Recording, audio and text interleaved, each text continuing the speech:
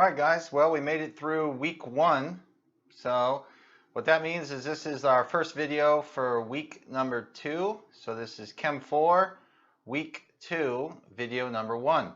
And today we're starting a new Professor Ketchum chapter 3. It's not necessarily chapter 3 of your textbook, but right now the lectures they encompass chapters 1 through 4 of your textbook. So we're making our way through chapters 1 through 4 in your textbook.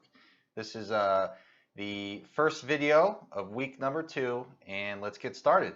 So at the top of the page there, the section we're talking about, or the chapter we're talking about right now, is atoms in the periodic table. Well, the atom is the smallest, simplest particle of an element. If you break an atom down any further, you no longer have that element. You have to keep it as an atom. So imagine a piece of aluminum foil. You got some aluminum foil in your kitchen, probably. Imagine taking a piece of aluminum foil, which is aluminum, Al. How long or how many times could you keep cutting that foil down into smaller and smaller pieces? So if you have a rectangle, you cut it into a square, cut that square into a rectangle. It's getting smaller and smaller and smaller. Well, if you cut it down far enough and submicroscopic enough, you'd have one little atom of aluminum. All right. Now, how small is an atom? So we're going to talk about some relative numbers today to put things in perspective. An atom. So if you had a pencil line drawn on a piece of paper, that pencil line is about 3 million atoms wide. 3 million atoms wide. So think about this. Okay. The diameter of a hydrogen atom, right? The length across a hydrogen atom is 7.4 times 10 to the minus 11th meters. The first bullet point makes the most sense to me as far as putting it in perspective. For a pencil line to be 3 million atoms wide is incredible. Also, the smallest speck of dust contains about 1 times 10 to the 16th atoms. So an atom is incredibly small. All right. So atoms are composed of 3 types of subatomic particles. So at the very top of the page, I said the atom is the smallest, simplest particle that maintains the identity of an element. But that doesn't mean we can't break an atom down further, and we can, into 3 subatomic particles. Proton, electron. Proton has a plus charge, electron has a -1 charge, and then neutrons, which are neutral. So I'm drawing a little schematic here of a nucleus in the middle. You see I have P's and N's. Protons and neutrons are found in the nucleus. And then the electrons are kind of, for right now, we just kind of say that they're orbiting the nucleus. All right, so the electrons kind of defined the perimeters of the atom. All right, page 2 of our notes. We're focusing in on protons and neutrons for this second here. Protons, which are given the symbol P+, and neutrons, which are given the symbol N with a little 0 to indicate 0 charge. These guys are packed into a dense central core, which some of you already know is called the nucleus. So the nucleus is this incredibly dense central core that makes up 99.99% of the mass of an atom. And then the electrons, which are a lot lighter, they don't weigh nearly as much as protons and neutrons. The electrons are orbiting around the nucleus, and the reason why they stay orbiting around the nucleus is because the electrons, with their minus charge, are attracted to the positively charged nucleus, because we got the protons, which are +1 charges in the nucleus. So I mentioned it here out loud. I want to have it in our notes. It says here that virtually 100% of the mass of an atom is attributed to the nucleus. So the protons and neutrons are so many orders of magnitude larger than electrons that essentially, if we just discounted the electrons and ignored them, we would still have essentially 100% of the mass of an atom. So relatively speaking, if an atom were the size of a football field, so let's say we have this fictitious atom and the electron cloud, or the electrons orbiting around the nucleus, they go out and they're about the length of a football field. Okay, so to put that in perspective, the nucleus then would be the size of a little pea, like a little green pea, the vegetable. So if you have a green pea kind of floating at the 50-yard line there, and then all the way around it, it would be a cloud of electron cloud. That electron cloud would be as wide as a football field. So if you had a pea-sized nucleus, the diameter of your quote atom would be a football field. And remember, that P is, quote, 100% of the mass of the atom. So incredibly dense the nucleus is. All right, moving on to our next topic here is the big star. It says elements and atomic number Z. Atoms of different elements differ by the number of protons they contain. So the definition of an atom, or its identity, is defined by the number of protons it has, and that's called the atomic number Z.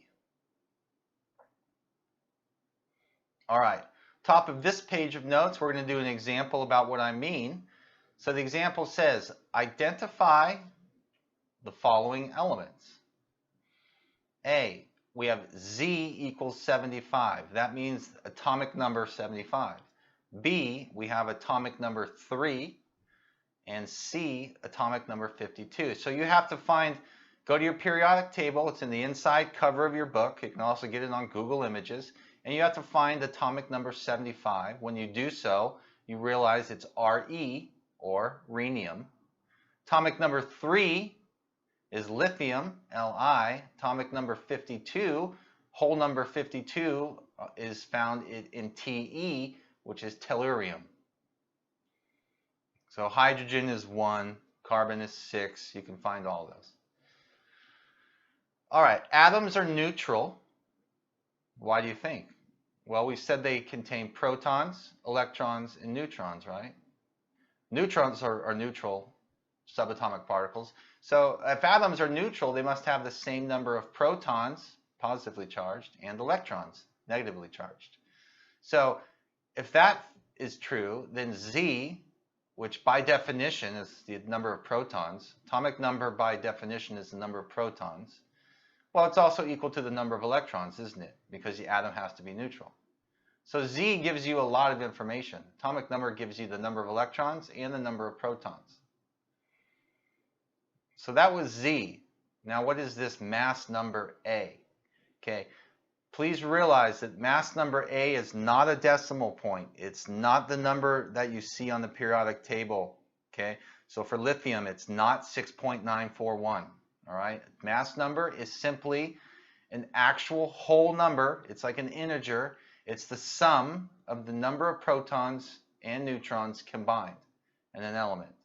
So except for hydrogen, atoms generally contain at least as many neutrons as they do protons. And we're going to do some examples here in a second, but if you know the mass number A and the atomic number Z, you can subtract those guys to get the number of neutrons, and we'll see that in a second. Example, uranium has Z equals 92 and A equals 235. So uranium has an atomic number, 92, and a mass number, 235. How many protons, neutrons, and electrons does uranium have? Well, the protons and electrons we can get directly from the value of Z. Z is 92. Z is my atomic number, which is the number of protons. We've got 92 protons and 92 electrons because atoms are neutral. Now, A on the last page, mass number, we learned is the sum of protons and neutrons. So 235 equals 92 protons plus some unknown number of neutrons. One equation, one unknown. 235 minus 92 gives me 143 neutrons. So this uranium atom has 92 protons, 92 electrons, and 143 neutrons. All right, fair enough. Next example. The more examples we do, the more this makes sense. Example, identify this element. A equals 52, and it contains 28 neutrons. Well, A is the mass number. Mass number is the sum of protons and neutrons. So 52 is equal to the number of protons, which I don't know, plus my 28 neutrons. Just like the last example, we do subtraction. 52 minus 28, 24 protons. Now that's protons. Protons is the atomic number that allows me to identify the element. So this element, 24 protons, if you look up the atomic number 24, it's chromium, Cr. All right? All right, so what I've been talking about in the last page or so is I've been talking about identifying the number of protons, electrons, and neutrons in an atom. And so I'm trying to get to a new topic here called isotopes. All right, so I've been building up. Now we're to the topic I want to get to, which is isotopes and atomic weight. All atoms of an element have the same number of protons. They have to, because the number of protons, Z, is the atomic number, and that defines what chemical symbol you are. So all atoms of an element, they always have the same number of protons, and thus electrons, because they're neutral. But they can have different numbers of neutrons. Your mass number can be different, whereas the atomic number must always be the same for a specific type of atom. So, atoms with identical atomic numbers, Z, that means they're the same identity, the same type of atom. Atoms with identical atomic numbers, Z, but different numbers of neutrons are called isotopes. All right? So an isotopes of an atom are the same types of atom. For example, they're all lithium atoms, but some of the lithium atoms may have this number of neutrons. Some of the lithium atoms may have this number of neutrons, a different number of neutrons. But they're both lithium atoms, so the atomic number must always be the same for this too. So it's atoms with identical atomic numbers, but different numbers of neutrons are called isotopes. And in fact, most elements exist as a mixture of isotopes. That's why we have that decimal atomic weight number, which we'll get to. All right, man, lots of mistakes on this page. Sorry for the crossouts. So example, consider hydrogen, Z equals 1. It's got 1 proton, 1 electron, and no neutrons. So I'm drawing a proton for a nucleus because it doesn't have any neutrons. Proton is my nucleus for a hydrogen atom. It's got 1 proton nucleus, 1 electron in orbit. This is hydrogen. This is by far the most common isotope of hydrogen. It has a name protium, P-R-O-T-I-U-M. Z equals 1, A equals 1, and that particular isotope of hydrogen makes up 99.985% of all the hydrogen found here on Earth and in our atmosphere. But some hydrogen found in nature contains a neutron, just randomly contains a neutron, and we call that guy deuterium. So I'm drawing that one now. You see the little neutron is all of a sudden in the nucleus? See, now my nucleus is 1 proton, 1 neutron. And I still got my 1 electron in the orbit, so Z equals 1, A equals 2 because of the added neutron. This is called deuterium. This is a second isotope of hydrogen. It only accounts for 0.015% of any of the hydrogen you'll ever find on Earth. And it has a mass number of 2 as opposed to protium, the main one, that has a mass number of 1. And sometimes roughly 0%, which means once every millennium or something ridiculous, you can even have a 2-neutron nucleus. So that would be tritium, T-R-I-T-I-U-M, and that has a mass number of 3. But you see that 99.985%, that's by far the most common isotope of hydrogen. Okay, so one last note on those 3 isotopes I just drew for hydrogen.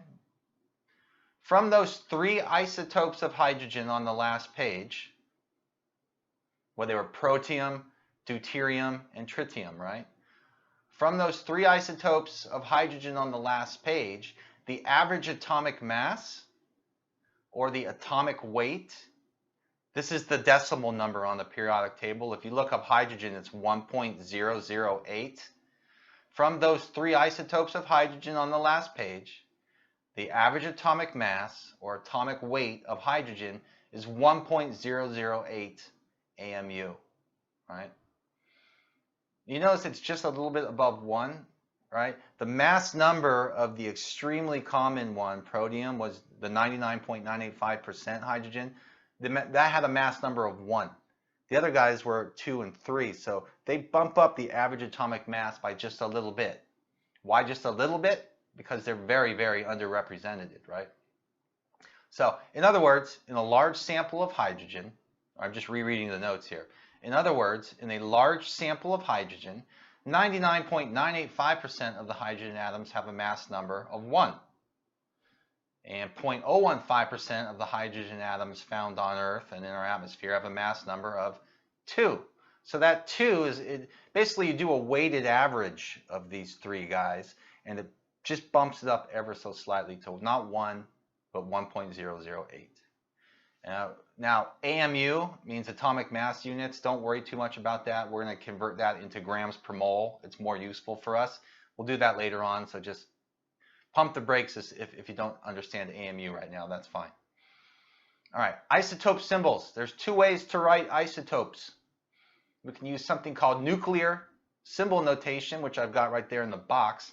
You got X is your element, A is the mass number, and Z on the bottom left in that box is atomic number. The example that we did was uranium-235. So 235 with a 92 below it, the big U next to it. That's nuclear symbol notation. We'll practice these in a second. We've got lots of homework problems on it. Or you can do something called hyphen notation. Hyphen notation is where you have the element's name or symbol, usually it's the name in this case, with a dash and then the mass number. So let's practice with that, right? We've got nuclear symbol notation and hyphen notation. You'll want to know how to do both. So this example sets us up by letting us know that chlorine has 2 isotopes with mass numbers, remember this is capital A, with mass numbers 35 and 37. Mass number, again, is the sum of protons and neutrons added up together. So it wants us to write symbols for both of these isotopes, including their atomic numbers, Z. Well, we would do that anyway if we're writing the isotope symbols. And the mass numbers, A. All right, so we have chlorine with 2 isotopes. So we know the symbol for chlorine is Cl. We're going to need that as our X, right? So we got Cl and Cl. They tell us, hey, it's chlorine we're working with, right? So we go right to our periodic table. We use our eyes and find out, oh, that's atomic number 17. It's number 17 on there. So we put 17 down there, don't we? And then they told us the mass numbers, 35 and 37. So those are my 2 isotopes of chlorine. All right. Now, we could call the top one there chlorine 35. That's hyphen notation. The 2 boxes I have with the Cl, that's nuclear symbol notation. And then the guys in quotes, those are my hyphen notation. So the bottom one is chlorine 37. If you know nuclear symbol notation, you can get hyphen notation. If you know hyphen notation, you can get the nuclear symbol notation. So let's complete the following isotope symbols. I've never written the answers in here. I'm just going to kind of tell you how to do it. All right, so we have, these are both nuclear symbol notations. And in the boxes with the question marks are what we need to find. So when I look at the box on the left with the 11 and the 5 is what's important to me. The 5 is my atomic number Z. I have to go to the periodic table, find where number 5 is. Oh, 5, that's, what is 5? I think that's boron, right? Boron, so I put a B in there. Okay, now the one on the right, iron. Go find iron, it's one of the transition metals. Go find its atomic number and put it in there. It's in the 20s, 25, 26, something like that. Okay, I think it's atomic number 26. I'm not sure. Find Fe, go to your periodic table, and you can put it right in there. All right, so we have 2 videos this week. Week 1, we had 3 videos. Second week, week 2, we have 2 videos. This was video number 1. Video number 2 is next. And then that's all you have for this week. But of course, you got plenty of homework. And we have a quiz at the end of this week. And also we have our Labster. All right, so a lot to do. Make sure you visit Canvas to know where you're at and what you got to do. And go ahead and watch that second video. Just move on to the homework. And there you go. All right, so I'll talk to you soon in the second video.